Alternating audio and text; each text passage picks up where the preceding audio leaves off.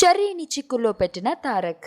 అదేంటి, రామ్ చరణ్ కి నందమూరి తారక్ మధ్య సినిమా క్లాష్ లేదు కదా, మరెందుకీ చిక్కు అనుకుంటున్నారా? అదే బటర్ఫ్లై ఎఫెక్ట్ అంటే. మనం ఒకచోట కూర్చుని తీసుకున్న నిర్ణయాలు మరొకరిని మరొక సందర్భంలో ప్రభావం చేస్తాయి. విషయంలోకి వస్తే, తారక్ నటించిన నాన్నకు ప్రేమతో సినిమా హీరో విలన్ల మధ్య బ్రెయిన్ వార్ తో ఎక్కువగా సాగి ప్రేక్షకులను ఎంగేజ్ చేసింది. అయితే రామ్ చరణ్ నటించనున్న తదుపరి సినిమా తనై ఒరువన్ రీమేక్ కూడా దాదాపు ఇటువంటి కథాంశంతోనే తెరకెక్కడం గమనార్హం.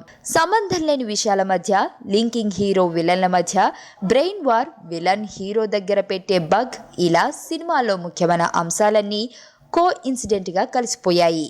మరి ఇప్పుడు చరణ్ స్క్రీన్ ప్లేని మారుస్తాడా, లేక ముందు అనుకున్న దానినే తెరకెక్కిస్తాడా అన్నది సస్పెన్స్. ప్రస్తుతానికి మాత్రం చరణ్ ని తారక్ చిక్కుల్లో పెట్టినట్టే.